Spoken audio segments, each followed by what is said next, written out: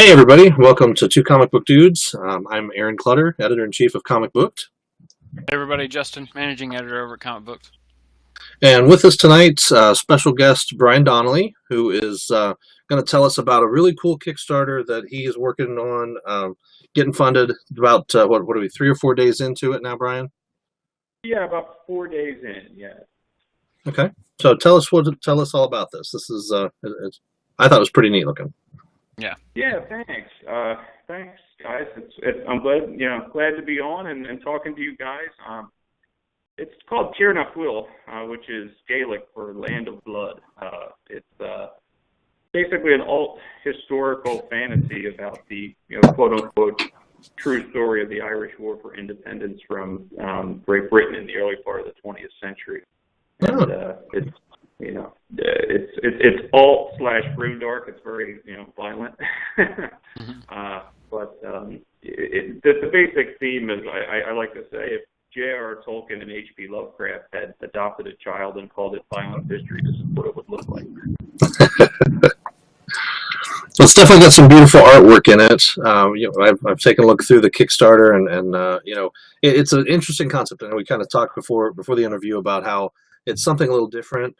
I mean, there are violent war comics out there, and there are big alternate history comics out there, but there's not like a story like this really, where mythology and history kind of come together in a weird melding. I don't know how to describe it. Fondue. Weird melding is correct. Yeah, and although I will say, for my own perspective, this is 3 years in the making. The first, the first concept came about. I was taking Comic Experience, actually, Andy Schmidt's Comic Experience, the advanced course, and this is where I came up with this idea for the script. So this goes back to 2012, so it's 4 years old. It's about 3 years in the making from a creative standpoint, but it goes back a little ways as far as from a concept perspective. It's been around for a while. Cool. So let's talk about, where did you get this idea? Kind of what instigated this? Interestingly enough, it goes back even before 2012 that planted the seed. I was mobilized at the Pentagon in the military, and I was taking the trains back and forth.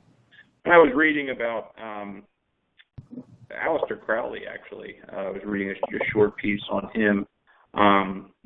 And there was writings that alleged that he was a double agent, for the English during the Irish War for Independence. And I was also at the same time reading a biography about Michael Collins, who obviously, or not so obviously, but for people that aren't in the know, it was really the George Washington, so to speak, of that time period in Ireland to bring the country of Ireland into being. In the early part of the 20th century, Ireland was around for a very long time, but only achieved its independence from Great Britain right after World War One. Yeah, that's a great movie too. That's a great movie with Liam Neeson too. Michael Collins. Exactly. Yeah, right. It's a very good movie. And pretty accurate. I actually joked while I was writing the script, again during Comic Experience, I was getting feedback a long time ago, and people were saying, "Wow, this is a really neat hook," everything. And I said, I got to tell you, I said that the facts in and of themselves, when you read it, are enough that you don't even have to put a fantasy spin on it or anything. It's Right. interesting reading. But that's where the seed was planted, and it kind of took off from there.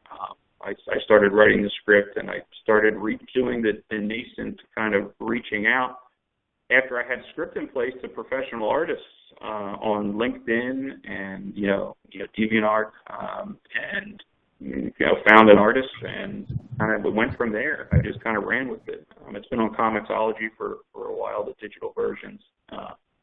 I'm just trying to put this anthology together, which is the first 5 volumes.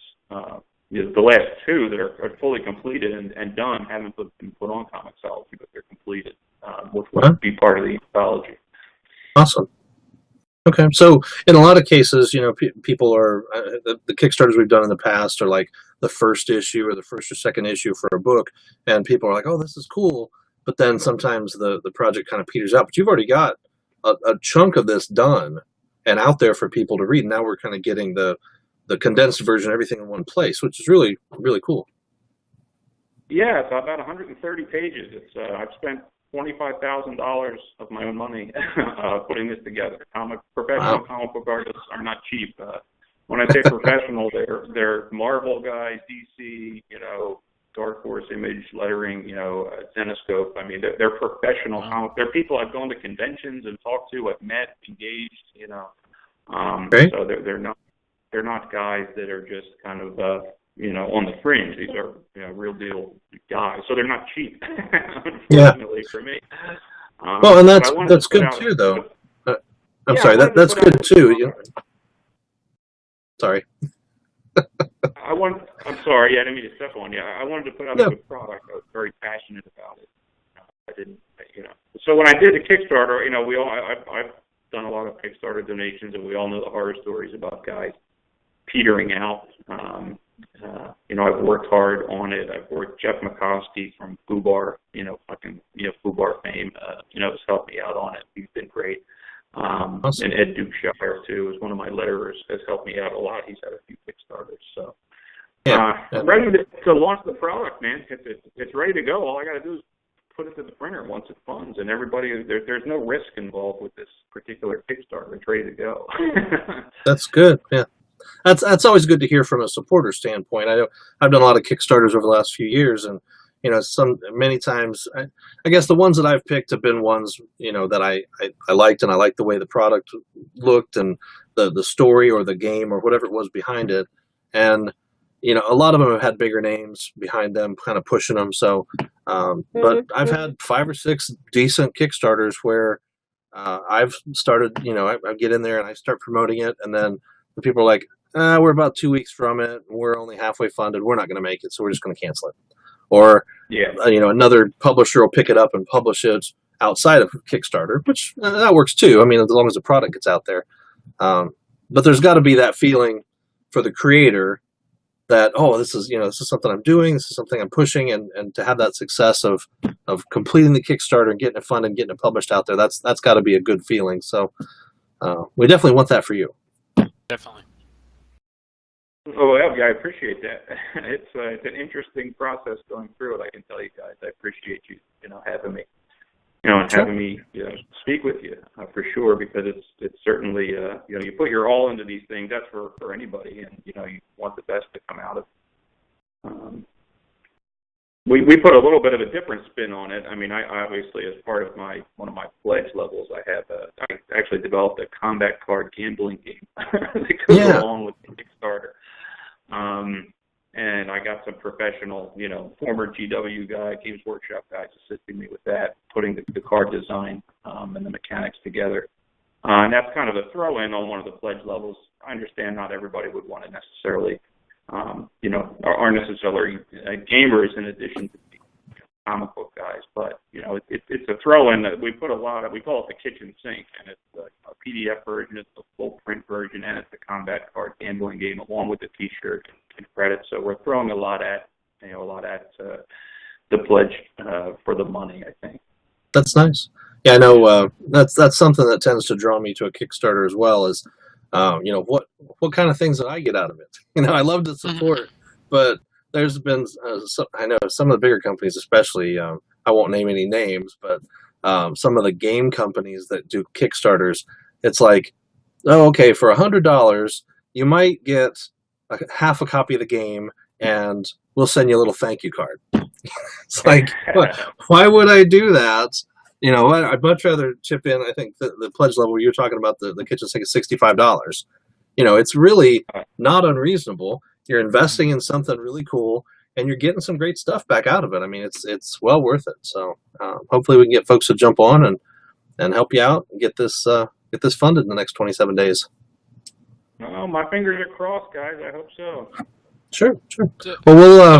I was gonna ask, just before we kind of go here, or before we kind of wrap up, like, what's your kind of background or history in comics? Have you always been a comic book fan, or like how did that come about?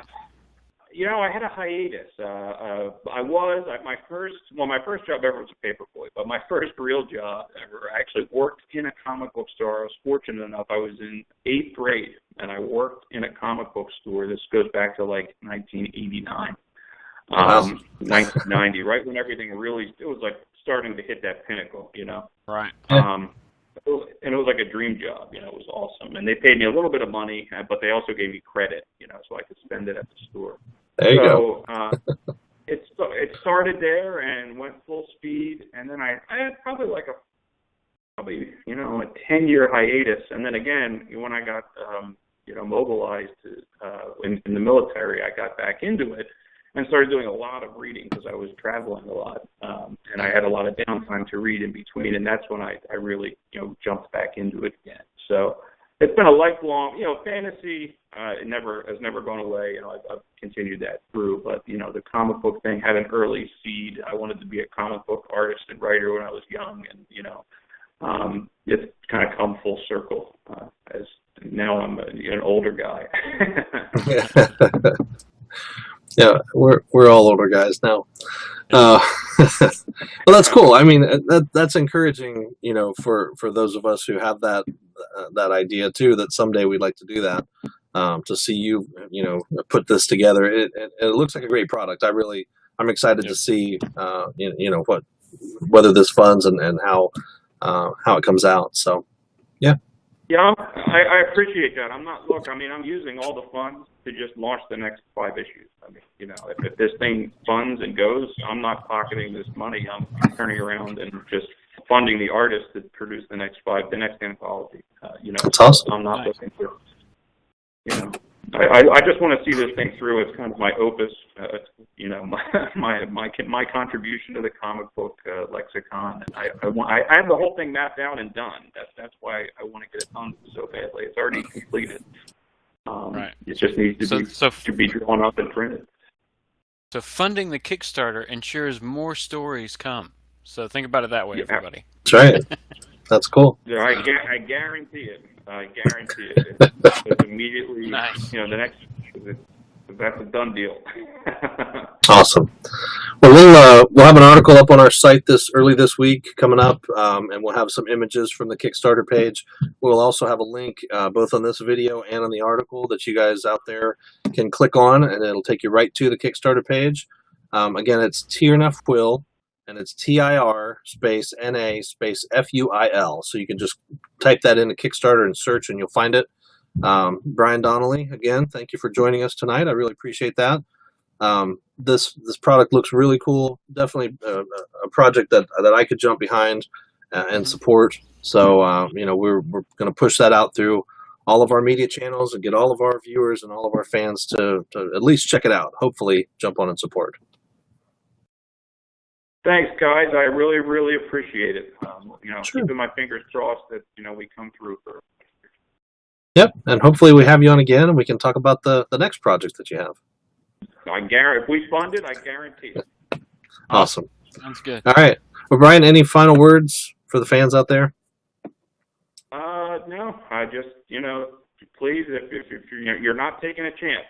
There's no risk involved here. This is a completed project. All we need to do is fund it, and I can pull the trigger and get it in your hands. And we're looking to do that really before it's templated to do it in November. So, for Christmas presents, Hanukkah presents, holiday presents, etc. That's why we timed it this way.